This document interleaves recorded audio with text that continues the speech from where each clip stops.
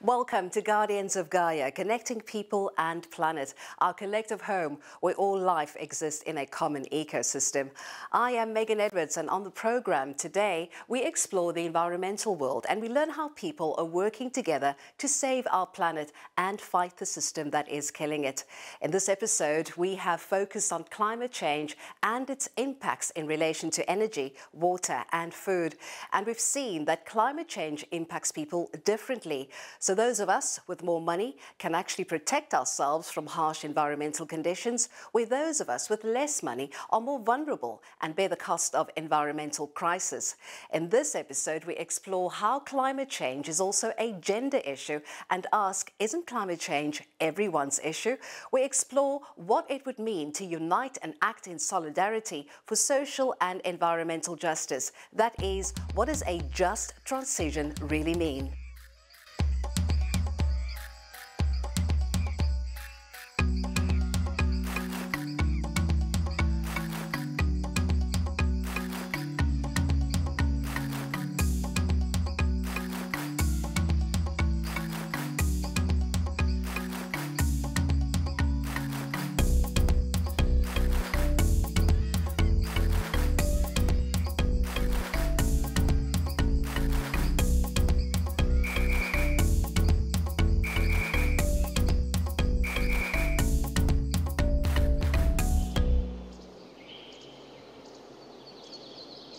If you or someone you know in your community are actively doing their part in the fight against climate change, or if you wish for us to come and tackle a very specific environmental issue in the community, then please email us at gog@capetowntv.org.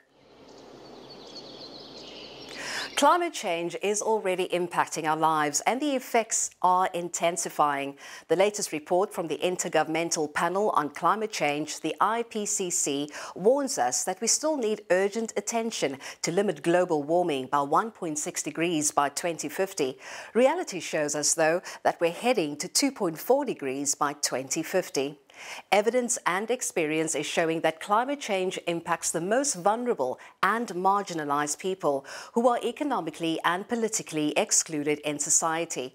Climate change will affect you based on your class, your race, age, ability, where you live and work, where you're a resident or refugee, and fundamentally, your gender.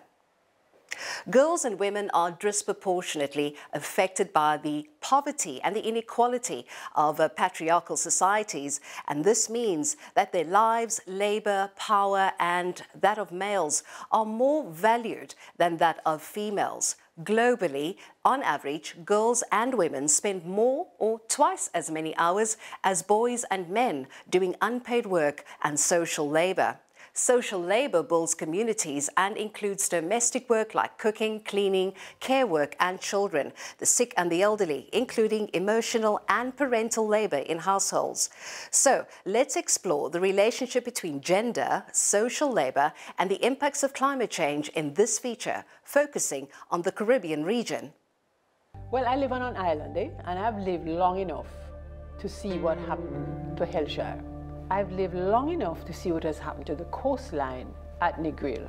And I'm very aware that sections of Jamaica are going to disappear.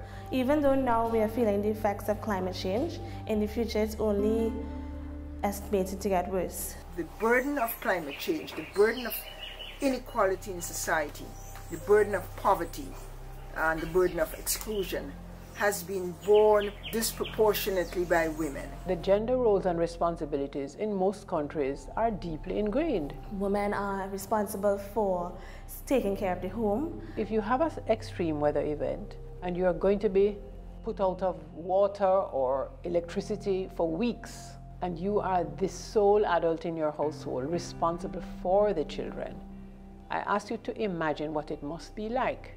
Hurricanes or droughts, women have the responsibility, and sometimes it becomes a burden, to look after children, and therefore her own safety and security is a bit compromised if she's the only one responsible for herself and others. If that woman is a single income earner, then when there is a period of extreme weather, then the small resources that she does have, she has to work magic to continue to take care of the families. if there is a flood or a hurricane and food is reduced or lost, by and large, women are responsible for feeding the children. So she has a differential role to play. Because climate change affects food, it affects agriculture, it puts them at a disadvantage in being able to supply food to their family. If she lives in rural Jamaica and happens also to be a farmer, she then has the additional challenge of taking care of the farm in addition to the household. We see in the Caribbean where women are becoming more and more involved in the agricultural sector, and because of the impacts of climate change on agriculture and on land, we see that women are becoming more and more vulnerable to the impacts of climate change. Despite the weather events, despite sometimes even crime, despite several challenges associated with climate change, women are still expected to produce what some people call quality citizens. Women are placed in a situation where they have to adapt, they have to find ways to deal with the impacts that they're already facing. They need to be empowered to be able to take the decisions in the family to help them get out of that state of vulnerability. It is very important that there is an understanding that more women live in poverty. Women have less climate resources and resources as a whole. Women hardly own as many bicycles or cars or trucks or four-wheel drive vehicles that could be used to escape a tsunami or a flood.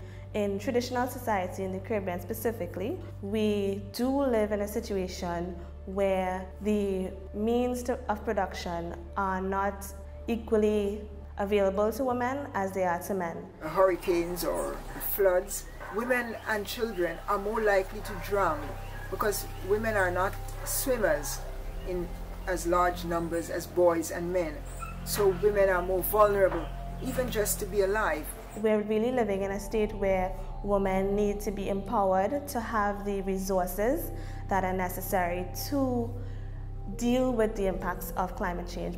It does mean that if those women's concerns, their gender concerns and their gender needs are not properly and adequately addressed, what we're looking at is intergenerational poverty.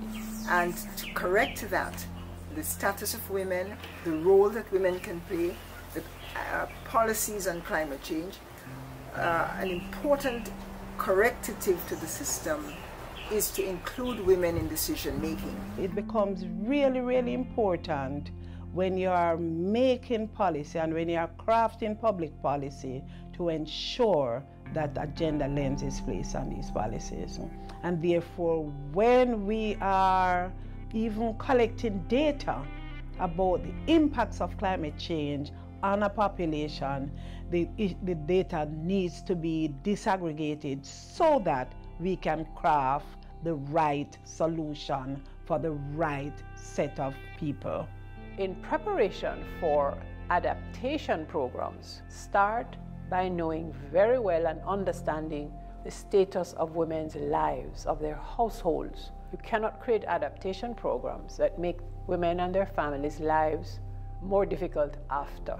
They should be in a better position to deal with oncoming weather events. In spite of the vulnerable position that women exist in when it comes to climate change, they are strong. Women, when they emerge as decision makers, make a marked step change contribution to decisions that affect people. Women in the Caribbean come together, they lead community groups in vulnerable areas in their country to deal with the effects of climate change. It provides strength not just for themselves, but for the areas that they live in. Similarly, in climate change decision making, when women are in control in critical large numbers, we see the emphasis placed on the social issues, again, of housing, of choice, of refugees, of food and food security, in a way that doesn't happen if women are absent. In Trinidad and Tobago, as we recently faced a serious flood, the flood that was recorded to be the worst flood that we've faced in the past 50 years, Women came out in full force to help deal with cleanup actions, to help deal with providing assistance to flood victims. And this is one way that women are showing resilience when it comes to dealing with the impacts after. The patriarchy is alive and well, but we have to chip away at it. And in particular, help younger women and their families understand that it does not have to be this way.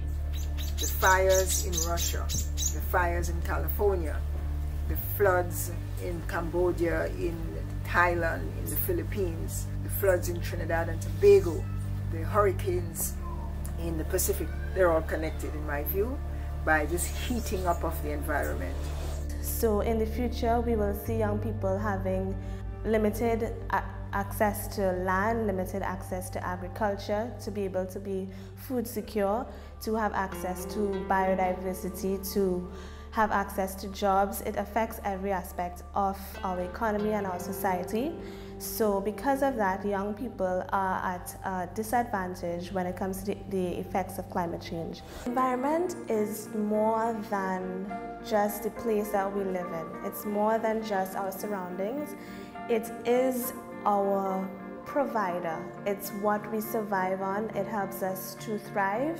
The state of the environment in which we live, it really determines our quality of life. So I just want to encourage young people to look for how you can apply your skills and just do what you can, because every little small action counts. If each of us do what we can, it just adds up to so much more. You're watching Guardians of Gaia, connecting people and planet. And in our topic today, we explore the gendered nature of climate change. We've just watched the case of Jamaica, Grenada and Trinidad. And so we know that climate change impacts girls and women more because it increases the burden of social labor. As the climate change crisis increasingly affects people's health and the environment, so does it increase the labor of care work. This means that girls and women have less time for doing paid work, which results in less economic resources, independent choices and resilience. Bringing the focus to South Africa, we spoke to different organizations about the gendered nature of climate change here in our region. Climate change impacts are affecting women and children in so many ways in our country. For an example, in rural areas, development is still in its lowest form. During the floods that we have seen in KZN that have ravaged homes, crops in agriculture and the infrastructure, families have been displaced for their homes. And during that process, women and girls get to be subjected to gender-based violence and sexual abuse. Women and girls' sanitary needs are not a priority. They are not considered and they are not catered for, you know, during the movement when they are being moved from one area to the other. And in some instances, you find that they are being placed in temporary shelters. Sanitary needs of women are not considered, and that actually strips them of their dignity as human beings. And we feel that in addressing climate change issues, especially during disaster risk management, that, you know, women's needs has to be catered for. So there has to be a consideration of gender requirements, all genders requirements. Women are really those who take care of their families, provide food, who take care of the sick. Of course, they have to go out in search of particularly peasant farmer women, which is the majority of peasant farmers in Africa, have to go out in search of wood or other kinds of fuel to be able to cook food for their families and communities. They have to go out in search of water to be able to provide for their families as well. They also are the majority of peasant farmers across the African continent. And so they are responsible for growing food, again, for their families and communities. And so when the climate crisis actually hits, it hits in those areas that women are the most responsible for from a gendered perspective. And really it is those things that are generally at most impacted by the climate crisis. So basically, when droughts hit, for example, it inhibits women peasant farmers from being able to grow food. So that puts them at risk. Droughts also impact the supply of water. So it means women have further and further way to go in search of water, for example. It hits other fuel sources and so on and so forth. And you can see how all of these really threaten women primarily, and particularly in terms of their roles that they are prescribed to. We've just heard how climate change impacts girls and women in Southern Africa. A serious and sobering statistic from the UN Women says that in 2019, 243 women and girls had experienced physical or sexual violence by a male partner or relative. During the COVID-19 pandemic, lockdown cases of domestic violence increased due to a lack of employment and movement. So let's unpack how we can work together for social and environmental justice when we come back from the break with our topic, Climate Change is a Gender Issue.